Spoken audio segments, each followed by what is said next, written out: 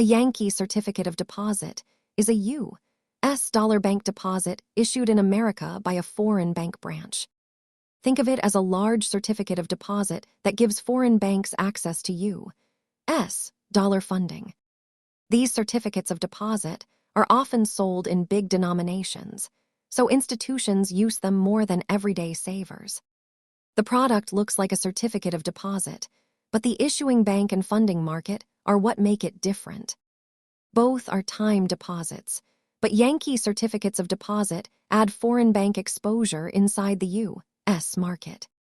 This simple chart shows why Yankee certificates of deposit are usually discussed in institutional markets instead of branch-level savings products. The main takeaway is structure, not excitement. Issuer location, currency, and deposit size explain most of the product. Now you know what a Yankee certificate of deposit is and where it fits. Educational content, not financial advice.